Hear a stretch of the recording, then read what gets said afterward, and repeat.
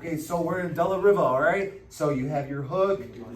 Make sure your foot goes on the hip or it can go on the chest. Sometimes it's really beneficial if you keep the foot on the chest because it blocks him from getting a hold of your ankle and then stepping right into the headquarters position, okay? So that's why I really like the foot on the chest because it keeps his hand from controlling my ankle. So let's say he does grab your ankle and goes right into headquarters. So one thing you can do is give him a nice little kick in the butt and pull him over your shoulder. All right? So Octavius, if you want to come around. So notice I caused this off balancing. I want my hips in the air. Okay, you don't want to be flat. You don't want to be resting here. You want there to be tension, hips in the air. Now, the leg that's in the middle is going to come inside. The sole of my foot stretches Scott all the way out. Another little detail I like is to control their tricep because this will prevent him from turning back into me, right? As opposed to hand in the collar. Yeah, you see? So control the arm and keep your hips nice and high. Now from here, my leg on the outside pummels in. I put my heel right on his hip. A very important detail is you don't want to be lazy here. You don't have a lot of time. He's going to be trying to turn back into you.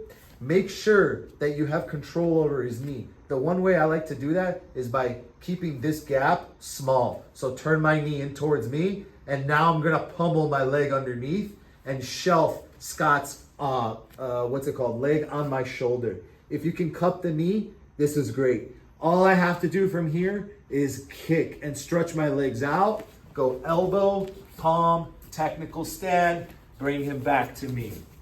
All right, go for the back take, collect your 2 points. All right, so let's look at that again. So we're in Della Riva. You got your grips. Again, pant grip is great, cupping the ankle is great, but if they ever go to headquarters, this is not the position where you chill. You kick over your shoulder and drag them to the side. 1, 2. All right, now the leg that's in the middle, you use the sole of your foot, stretch. All right, now from here, I like to cup his tricep and I'm gonna pull my other leg through the middle and put my heel right on his hip. Again, I like to turn my knee in a little bit so that he doesn't have wiggle room. Because if I am lazy here, he'll put the knee into my armpit or on my chest.